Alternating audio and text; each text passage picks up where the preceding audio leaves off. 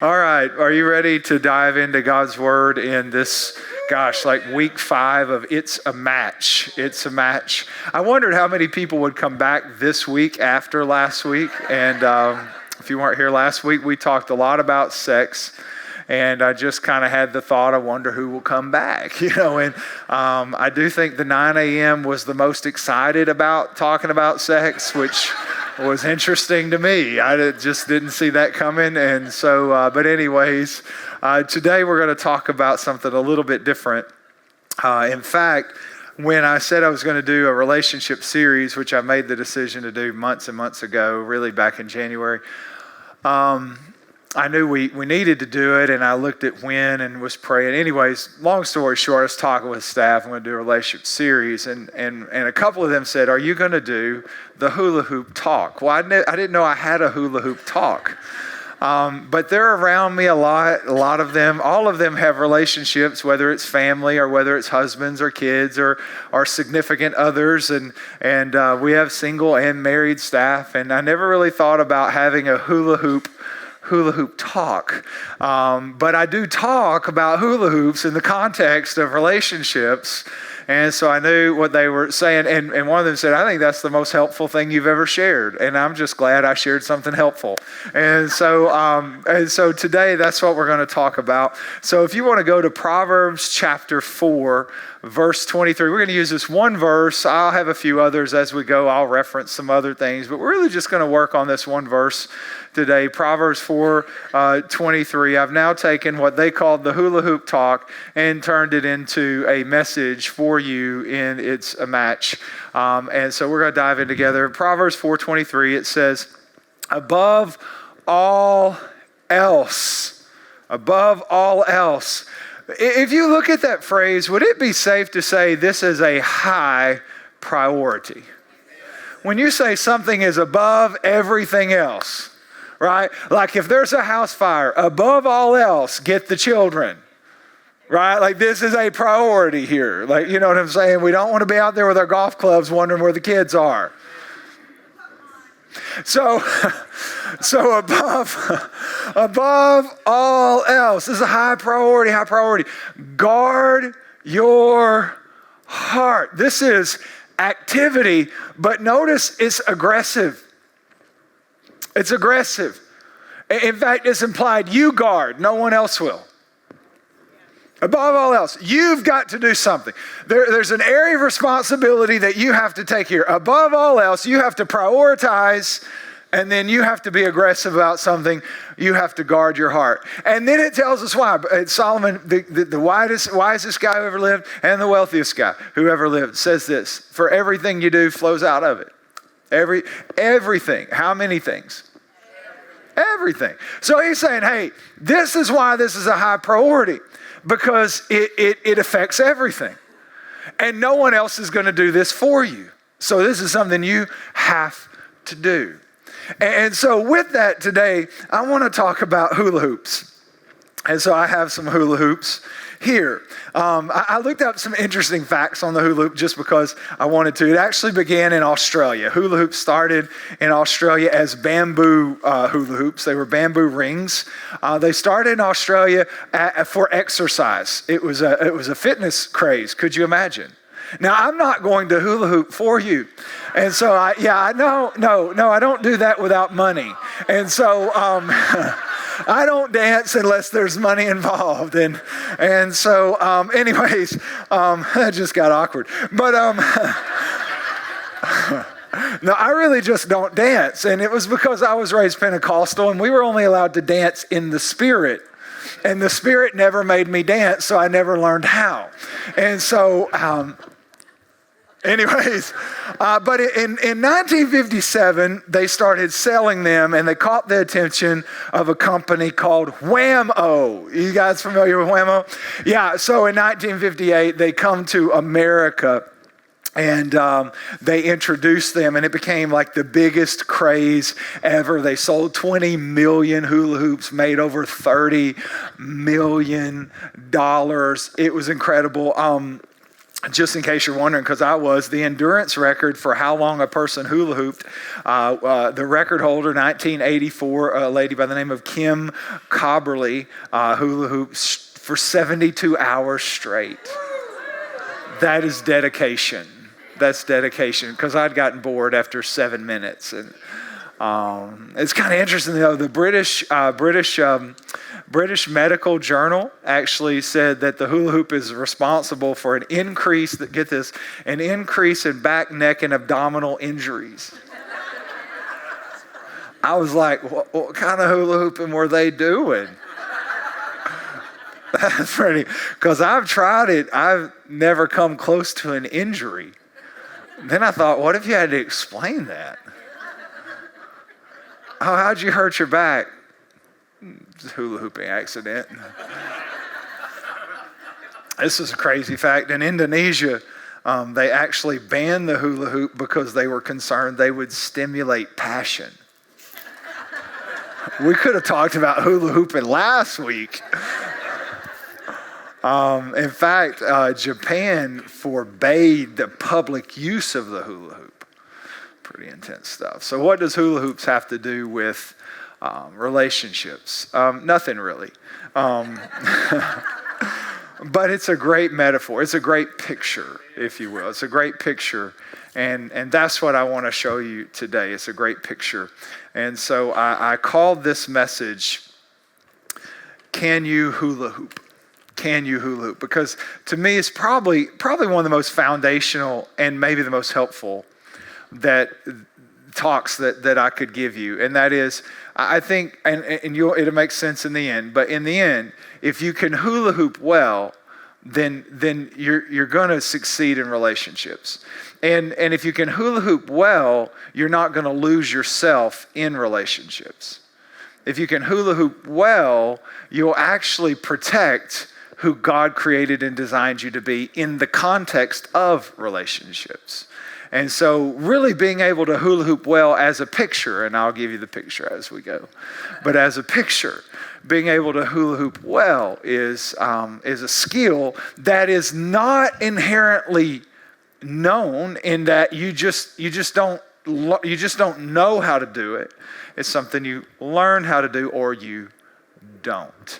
And so with that, I'm going to tell you 3 things about hula hoops. But first, let me pray. Father, thank you so much that your word speaks so clearly to all the issues of life. And God, as we gather here in your presence, Lord, help us to lean into you, to hear the whispers of your spirit. God, you care so much about us. You care so much about our relationships. You care so much about who you created us to be. That God, we want to hear from you. And so God, we pray you would speak so clearly in Jesus' name. And everybody said, amen. 3 things about hula hoops. You could write these down. These all came from me. I didn't find these online, but 3 things about hula. First thing is hula hoops allow only limited participation. So when I'm talking about hula hoops, what I'm talking about is boundaries. And I don't know if you know this, but a hula hoop actually limits the participation. Do you ever think about this? Like to do a hula hoop, basically all the activity is going to happen inside the hula hoop. And there's a limit to how many people can be inside this hula hoop. And there's a limit to how close I can get to other people because of this hula hoop. If I'm hula hooping and I get too close, I won't be hula hooping anymore. Someone else is going to hit my hula hoop and it's going to stop hula hooping. And so this essentially, in a picture of relationships, we're starting to define what I would call limits. And that's what boundaries actually are. Boundaries are emotional, mental, and physical limits. And I could even apply spiritual limits too, to some degree. But they're emotional and mental and physical limits that I must maintain in order to have healthy interactions with other people. Let me say that again. Emotional, mental, and physical limits that I set and I maintain so that I can have healthy interactions with other people. No one else will maintain these for me. No one else will set them for me. Oh, they will, to their benefit. But these are things that I maintain. And really, this is an expression of my own value. I wish you could see this. It's an expression of my own value. When I set limits, I'm saying this is as far as I go and this is as far as you can come. This is where I end. This is where you begin. This is where you end. This is me. This is who I am. This is my own sense of self. This is my understanding of who I am that God and I are going to define and God and I are going to protect. Or I should say, God is going to empower me to protect who He has created and redeemed me to be. Yes, amen. And so I'm defining limits, like this is who I am. This is what I think. This is what I do. This is what I don't do. This is what I value. This is what I don't value.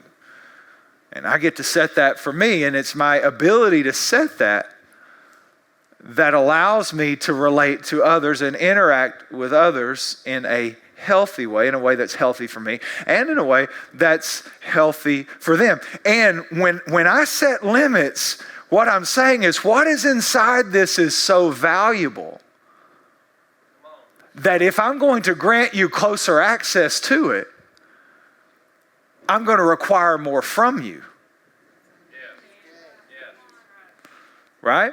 And if I can't require more from you, you're unwilling or unable, I'll set the boundary in a different place. There you go. Because what is in here is so valuable. God made it. And God breathed into it. And God gave it life and gave it purpose. And God called it and redeemed it and justified it. And it's so valuable that I can't just let everybody come right in. That might not be healthy. And so if you want more access, I'll have to require, right? I'll have to require greater responsibility. Yeah. I'll have to require some things from you because this is an expression of value. It determines my person. It determines who I am and who I'm not.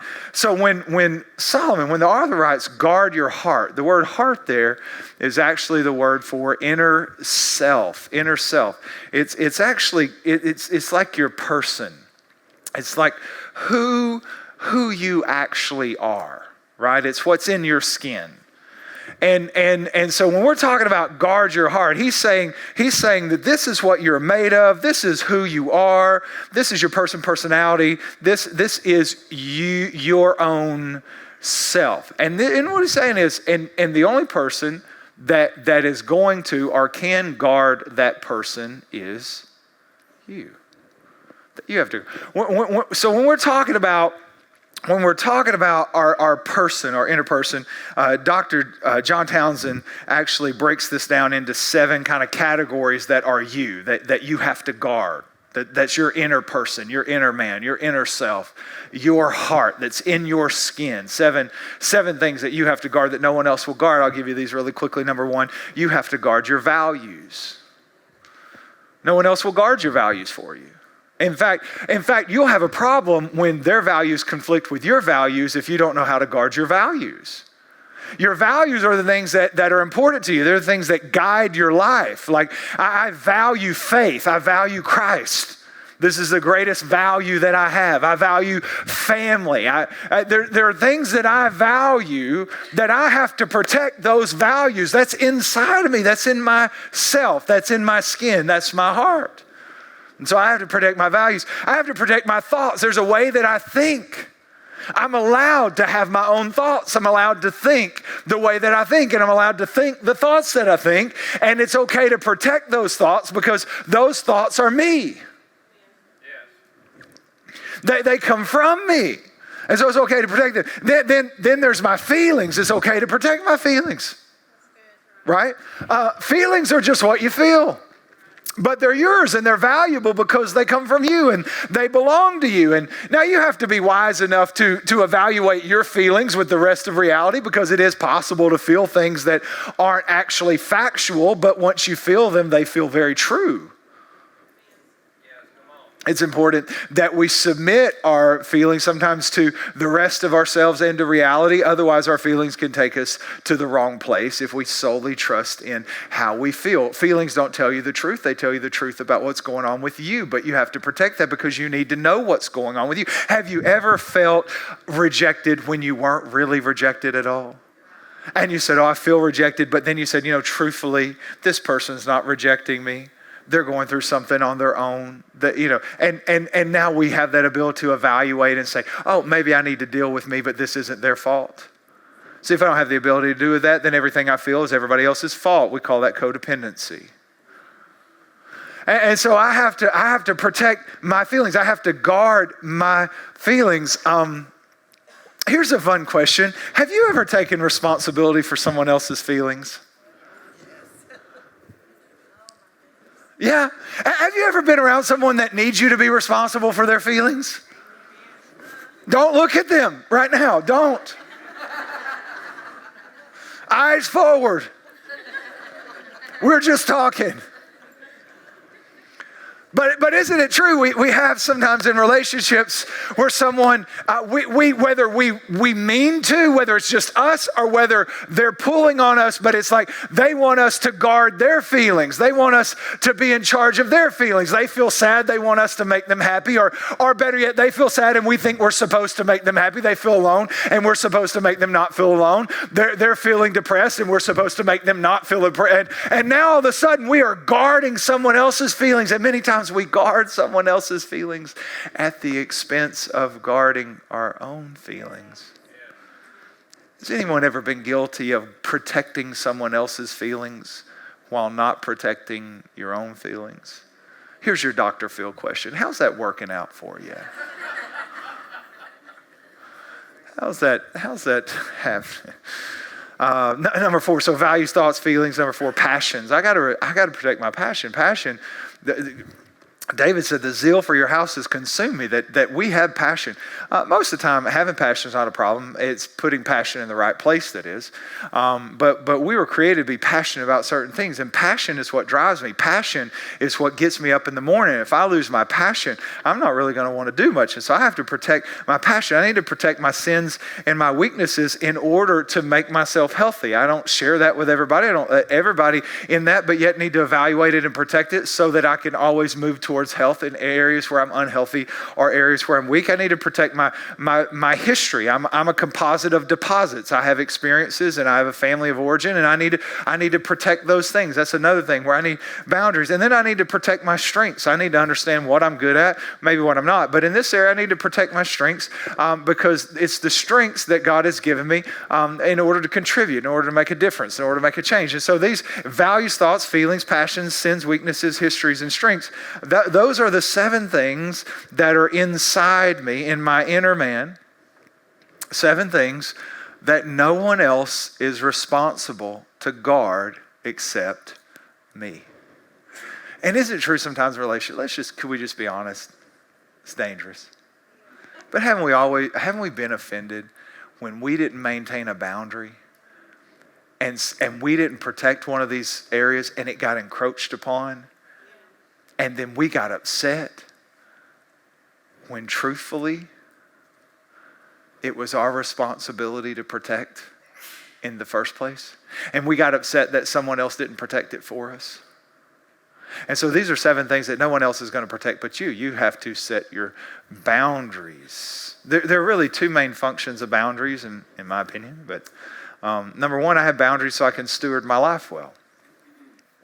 I need a hula hoop so I can steward my life well, because now this is going to help me.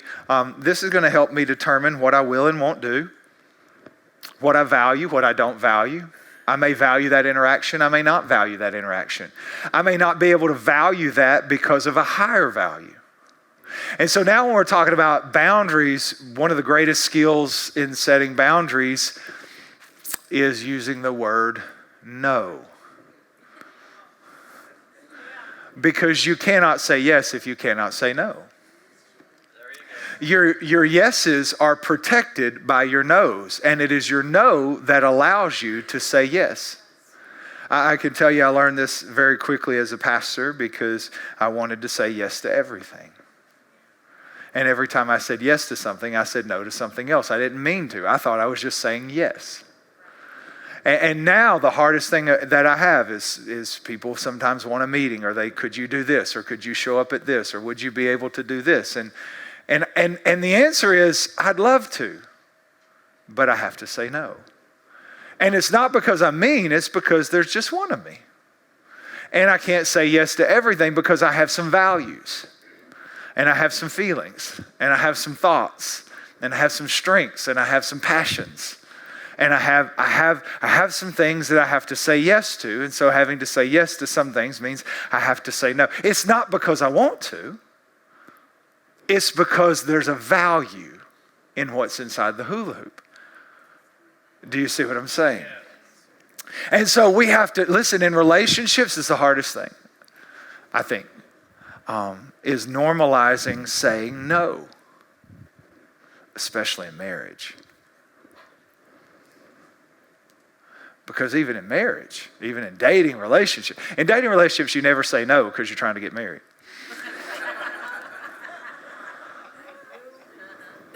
Let's be honest. But then you get married, and sometimes even who you married, you have to say no to. Not because you want to, but because what's in this is so valuable that I have to protect this. Not that they're trying to hurt me, not that they're trying to take from me, but no, this is about protecting myself. This is about being who I am. This is about determining what's valuable and not valuable. This is about who I am and what I have to give, and I only have who I am and I only have what I have to give, and it only is what it is. And so we have to normalize, here's a fun question, another fun question. We're playing Have You Ever this morning. Have you ever, let's say in the last 30 days, have you ever said yes when you knew you needed to say no? Let's Dr. Phil that one more time. How'd that work out for you? How'd it work out for you when they wanted something? They needed money. They needed your time. They needed you to help. They needed you to do something. Oh, I need. I want. Could you please help me. And you knew you didn't have time, and you knew you didn't have the money, and you knew, and you said yes. Here's a follow-up question. What did it cost you? What did it cost you when you said yes when you should have said no? Because it probably cost you something inside your hula hoop. It probably cost you a value. It probably cost you a thought or a feeling. It costs you something. Isn't that the truth? And so we have to learn to say no, because that's the only way to say yes. That's the only way to set limits. The second reason we have boundaries is because boundaries tell me when I need to confront. Now, we don't like to confront, do we? We don't like to confront. But when someone encroaches, they run into me.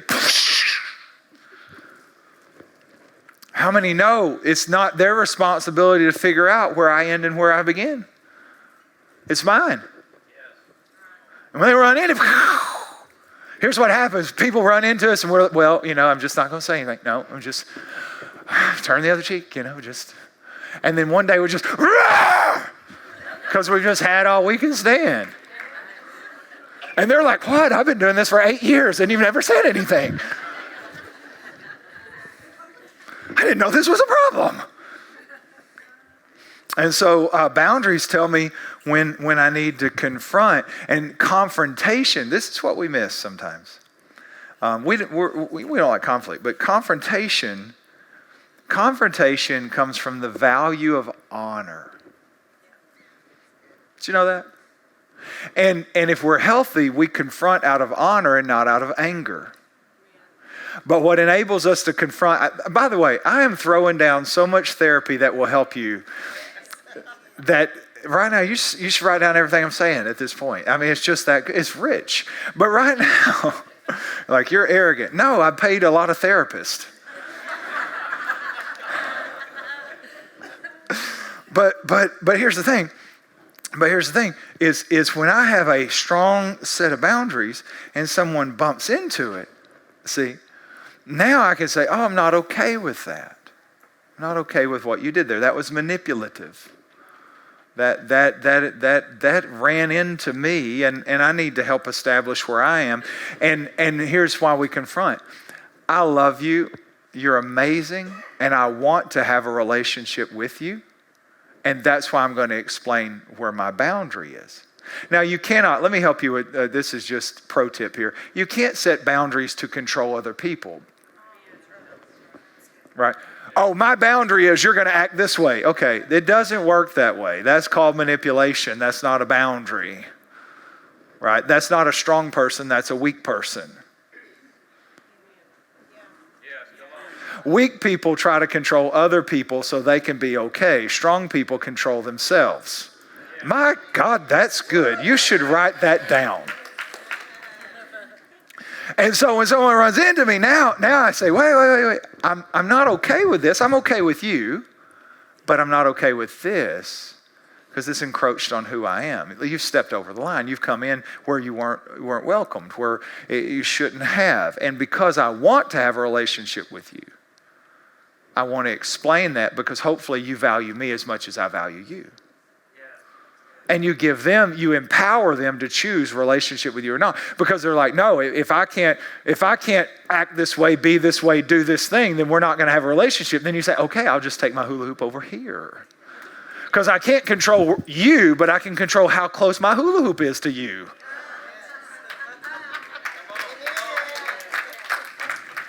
I get to decide where this goes. I get to decide who this is around. Are you with me? And so we choose that honor. Three obstacles, I think, to setting boundaries, and the obvious is, number one, we are fearful.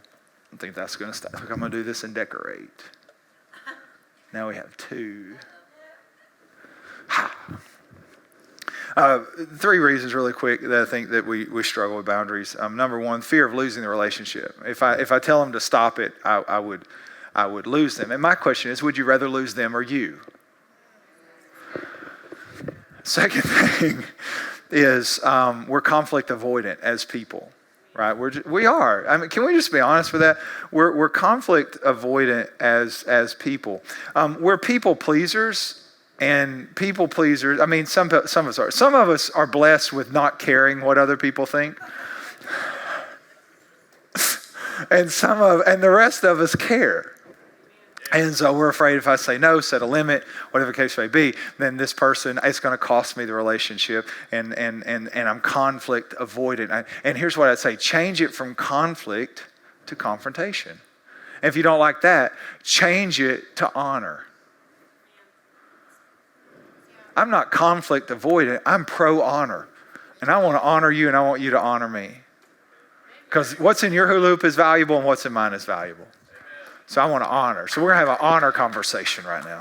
And then the third thing is guilt. I think the problem in relationships sometimes is we don't understand the difference between hurt and harm. Hurt and harm. I go to the dentist occasionally, like you do. And I have this little sensitive spot down here. And they always seem to find it. And when they do, it kind of feels like a combination of being stabbed in the head and electrocuted at the same time.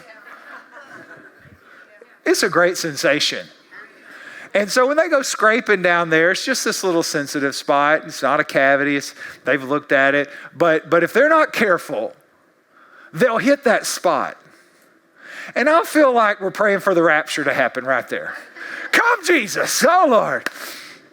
Now, here's the thing. They hurt me, but they didn't harm me. In fact, the hurt came because they're trying to help.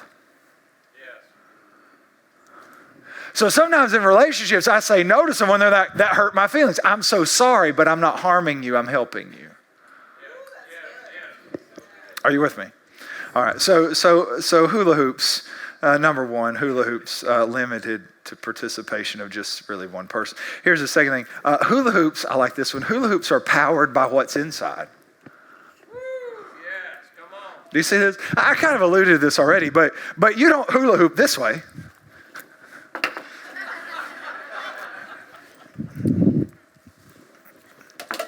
Uh-oh, my hula hoop's losing. No. You hula hoop by getting inside of this way. And I'm not going to do it, but you understand, because no, I'm not going to do it. If I could, I would, just to show off. That's my personality.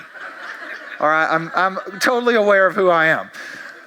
If I could, I would. But I've tried to hula hoop, and no.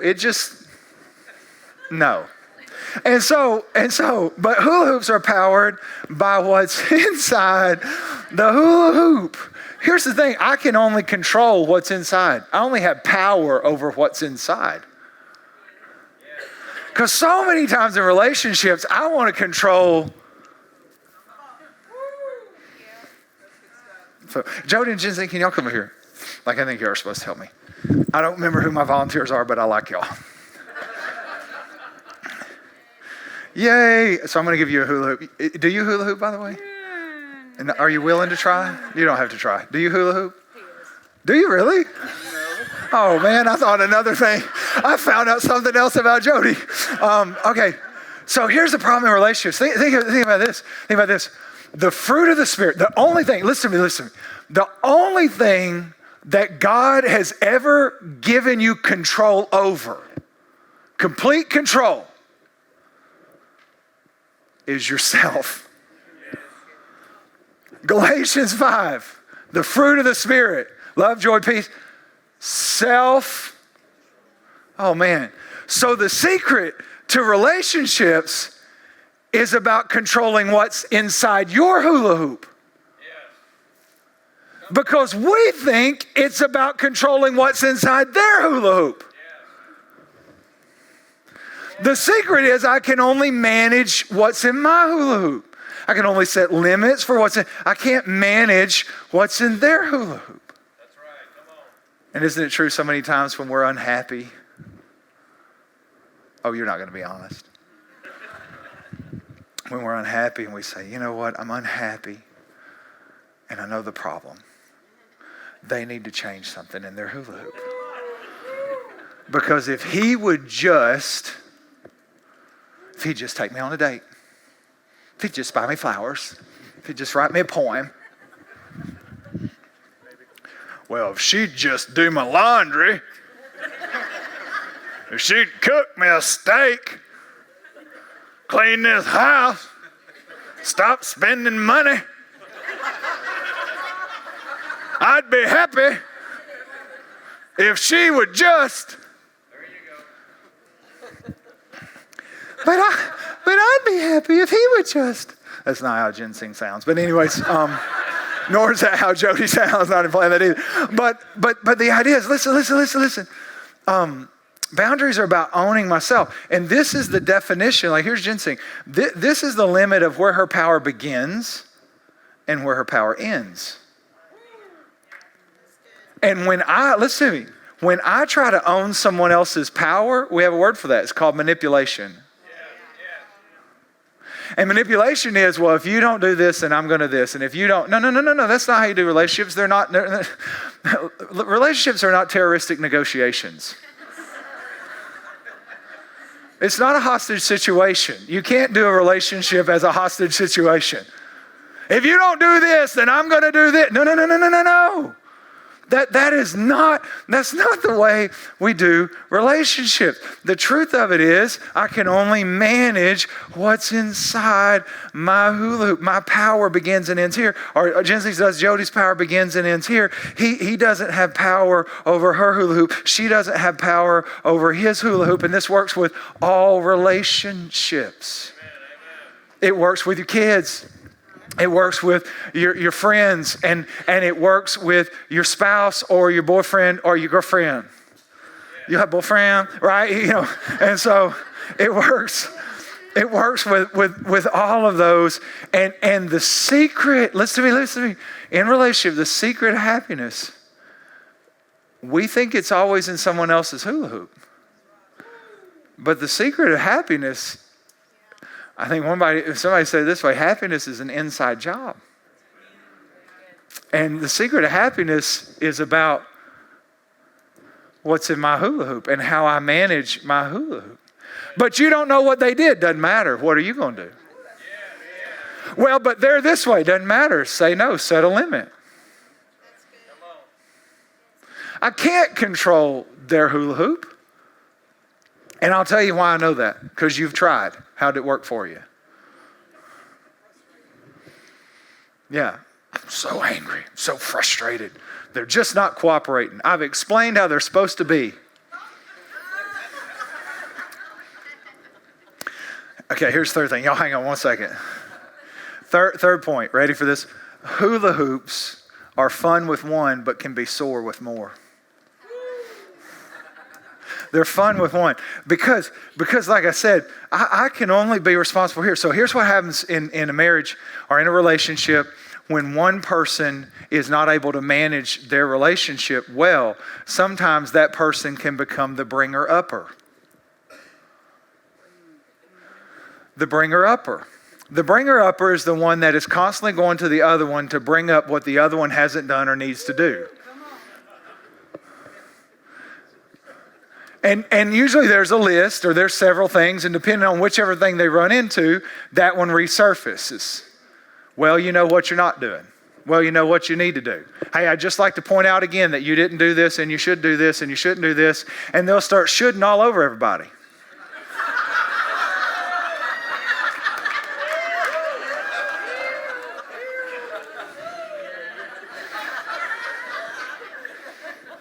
By the way, can I help you just if you're in a relationship, this pro tip, should is always shaming language. Shaming language always creates hindrances in a relationship. It always slows things down because you can't shame people. Shame covers, and if you constantly cover people with shame, you don't allow them to be them. So when you should all over them, you never get to see who they actually are. Now, I want to show you something real quick. So here, will y'all play along? Okay, let me see this. Sure. Okay, sure, like I had a choice. You are so awesome. I probably owe y'all big. All right, so here, come over here. So here, let me bring something up. By the way, the bringer-upper, there's a scripture about it, Proverbs 25:17. It says, seldom set foot in your neighbor's house, too much of you, and they will hate you. Here's what he said. You got to stay out of their hula hoop. You keep getting in their hula hoop, they're going to resent you for it. You've got to let them own them. And if they're trying to say, you're in my hula hoop, you got to go back to your hula hoop. Then listen, you got to whoop, stop, whoop, yay. You're in my hula hoop, you got to stop. And you keep coming to my hula hoop's going to move. Yes. Right? Now, here's one. Now, this is probably going to, well, we'll just see what it does. I think people misunderstand Christian marriage. And we use the two become one. And so you guys kind of face each other and get close. And here's what we think Christian marriage is. Just hold that right there. Those two became one. Two hula hoops, one hula hoop. Two lives, one life. Those two became one. And we think that that's a picture of marriage. And what I would say is that's not a picture of marriage. That's a picture of enmeshment. That's a picture of codependency. Codependency and enmeshment often go hand in hand, but if you're wondering, codependency is I need someone else to do something or be something so I can be okay. So it's a powerless state, right? I need them to act this way, do this thing for me, meet this need for me, help me with this. I'm not able to do this. That's codependency. Enmeshment is I've lost my individuality in a relationship or a family dynamic, and so I need. Essentially, if they're sad, I'm sad. If they're mad, I'm mad. If they're up, I'm up. If they're down, if they're depressed, I'm depressed. If they're mad at that person, I'm mad at that person, whether I had the same experience with them or not. And in a enmeshed family dynamic, when one person changes anyway, the whole family changes that way. And so many times we call this Christian marriage, but what has happened, listen to me very carefully, is we've lost our individuality. Also, we've lost our ability to choose. And love is about choice. So let me see this. I'm sorry. Let me do this again. So now, what if I would take this one here and Jensen, you take this one here. So now, what if and we'll back up just a little bit. So what if I now just give them where they're touching? So what if that was Christian marriage? Yes, come on. And the two have become one, but we haven't lost the two. Yes. Jody's still Jody, Ginseng's still Ginseng. Right? But now they've chosen to be in a relationship. Because see, what happens when you have one person who's trying to control the other person so they can be okay, and you are binding someone to your will, getting them to do what through the emotional terrorism, or you're just right? And you're trying to get them to do it, and you're compelling them, and if you don't, then I'm gone, and if you don't, then it's not gonna, and if you don't, then I'm gonna, and now what happens is, now if they choose to connect, here's my choice, here's my question. Did they do it because they chose freely, or did they do it to try to satiate whatever's going on with you? And once I've lost my ability to choose, I've lost my ability to love. Because love is always choice. See, what we want is a married couple, and maybe they travel, but then they come back, and right, and here, I'm gonna get behind you guys, so I don't block. So then, maybe they have a little tiff, and then they come back. Jody bought another drum set, and Jensy's like, oh my Lord, and then they come back. But what keeps them together is they get to keep choosing each other over and over again. And marriage is about continuing to choose the one you chose over and over again. And so they get to choose. Oh, they're not losing their individuality. They're not losing their sense of self. They're not losing who they are in the other person. They're not a mesh. She may, after this experience, say, I do not like Pastor Marty at all. And he may say, Pastor Marty's not that bad.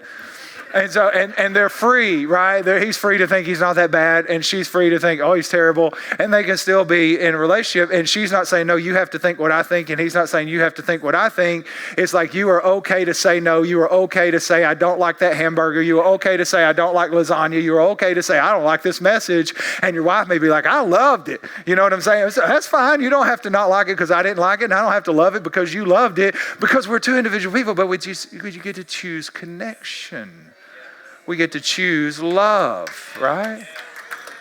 This is, okay, so I'll let you guys go. Thank you all. So can you give them a hand? They're amazing. They're so talented. And so to me, the freedom to choose is where I have freedom to love. When there's manipulation or control, where there's this compulsion and binding, I've lost the very core foundation of what love is, because I don't get to make a choice anymore. Now my choice is being manipulated or constricted or compelled by you, which now, listen, this is what happens in relationships. Is you'll have one of them saying, if you would just, you got to do this, and finally the other person does it. And you know what the person who started the whole exchange says? Yeah, but I don't know if they really meant it. Let me help you. They didn't. They're just trying to shut you up. So what you wanted was to be loved,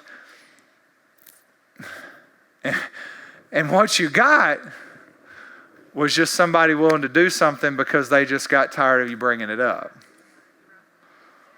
It didn't answer the question you had. They didn't really get to choose. And when we start binding, compelling, manipulating, and trying to get everybody in the same hula hoop because we're married and we're supposed to be one, so we're supposed to think the same, have the same values, what happens? We're losing ourselves. The number one reason that you have boundaries is because, to me, boundaries protect your sense. Boundaries protect you. They protect your identity. They protect who God made you to be. And if I don't protect who God made me to be, I may become who someone else wants me to be. Jesus had this experience. In Mark 3, verse 20, it says, when Jesus entered a house, and again a crowd, this is right after he starts calling disciples. So he's been calling disciples, he enters a house, there's this big crowd, so that he and disciples were not even able to eat their food. And when Jesus' family heard about this, they went to take charge of him, for they said, he is out of his mind. And then you can skip down. They come back again a few verses later, Mark 3:31. It says, then Jesus' mother and brothers, Jesus is teaching, and his mother and brothers arrived. Standing outside, they sent someone to call him. A crowd sitting around him, they told him, your mother and brothers are outside looking for you. Now, why did they come to find him? Because they thought he's crazy. Because he's appointing disciples and going around preaching the gospel. And they're like, you're crazy. You're Jesus the carpenter. Even his mother, Mary, who, if anyone knew there was an immaculate conception, it was Mary. Yeah. Something about Mary. They came, you're out of your mind. And what Jesus said, look at how he sets boundaries. Who are my brothers? Who are my mother and brothers, he asked. But then he went on to say, those who do the will of my Father. You see how he set limits? Because they're running in. Because here he is. He's the Messiah. He's the King.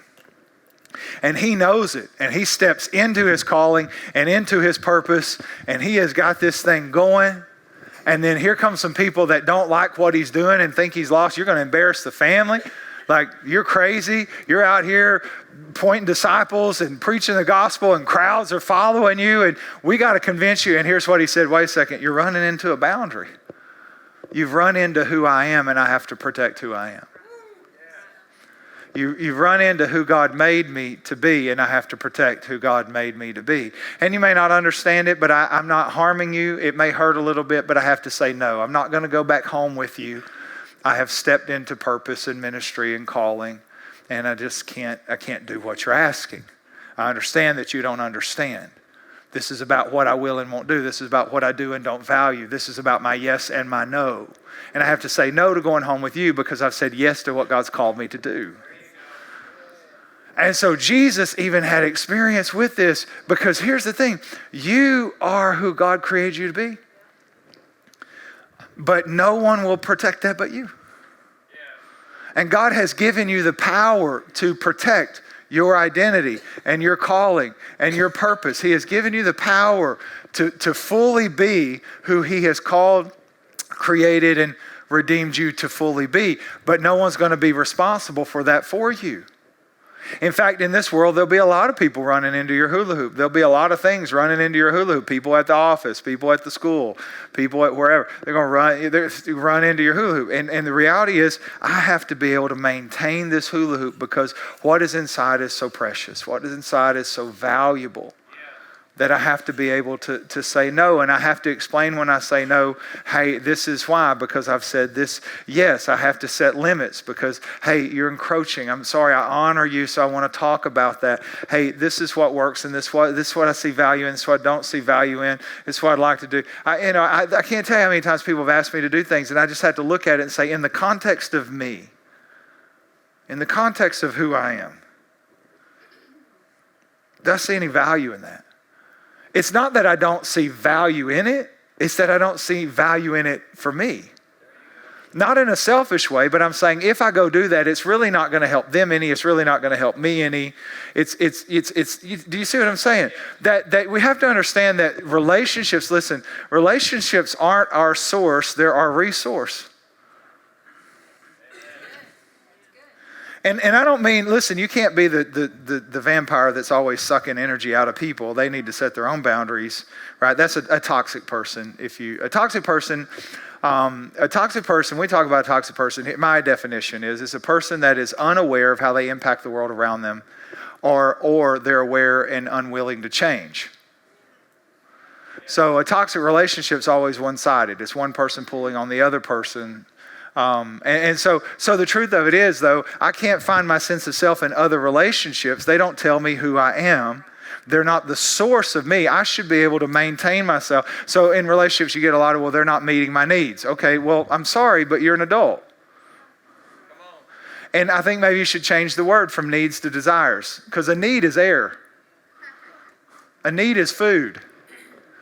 And now there's a balance in everything. If we're married to someone, we should want to meet their needs. But no one person can meet all your needs. That's impossible. Don't put that on anybody. No one person could ever do that for you. That's why we need people. That's why we need a life group. That's why we need people around us. Because Ephesians 4 tells us I need people around me, because when I have people around me, then I'm going to be made strong by what every joint supplies, right? And then 1 Peter 4:10 says that each of us should steward the gift God has given us as though we are as though we're faithful stewards of God's grace in various forms. In other words, if we're around people, we receive God's grace from people. We receive acceptance. We receive love. And that's the way it's supposed to be. But I can't make relationships my source. I can't be that person that can't maintain and control inside this hula hoop. And I need to find somebody else to power my hula hoop for me, because relationships are about giving and receiving. They're about resourcing. They're not about being the source. Are you with me? And so when I'm healthy and I realize that, man, I'm in control of, God has asked me to manage this, and now I can choose where I'm going to give and where I can't give, and what I'm going to do and what I can't do, and what I'm going to value and what I'm not going to value, what I'm going to think, what I'm not going to think. Now I'm a healthy person to interact with, because now I can say, oh, I'd love to help you. Oh, I'd love to try to give to you in that way. Now your wife comes to you and says, hey, I really love date night. Oh, I'd love to do a date night. Let's do a date night. Right? But at the same time, someone else comes and asks, oh, I'm not able to do that. Now this is a healthy person to interact with, because they are owning who they are. I know who I am. I know who God made me to be. I know what my values and priorities are. Right? I know what I can do, and I know what I can't do, and I know what I can do for you, and many times I say no to people because what they're asking wouldn't actually help them even if I gave myself to it. Like, you have to evaluate when someone's asking you a couple of things. If someone's asking you to do something, number one, ask them, could they do this for themselves? Right? And number two, determine this. What is the end of this? Like, will this make a difference? Right? Because if you have codependent people and needy people, those type of people, and what you give to them is not going to satiate or satisfy them, and they're just going to want more, then it's like, well, I'm just perpetuating the problem. The problem's inside of them, and if I keep giving what they're asking for, they're just going to want more, because in the end, this should set them up to be stronger inside of them. It should be a transaction, a give to and a receive from, and we can do that or not do that, and that doesn't determine everything about our relationship. Right? Are you with me? And so here's the question today, because we're out of time. Can you hula hoop? Can you hula hoop? Right? Can you hula hoop? Can you define your hula hoop? Can you define your values? Can you define your identity? Can you be who God is created and redeemed? Can you be you in the presence of other people? That's really what hula hoops is, what boundaries are all about. Can you hula hoop? You dating someone, can you still maintain your hula hoop? Right? In a marriage, can you still maintain your hula hoop? At the office, can you maintain your hula hoop? In your neighborhood and on the soccer team, whatever. Can you hula hoop? Because I think this is foundational to healthy interactions with everybody else. Guard your heart. Guard your heart. Who's going to guard my heart? Me.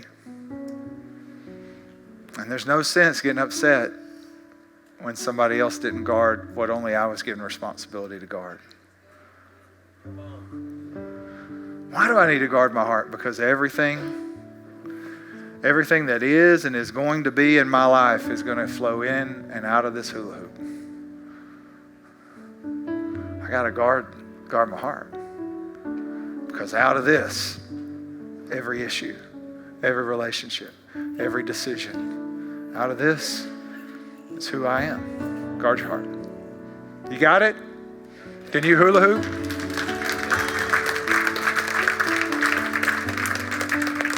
Why don't you stand?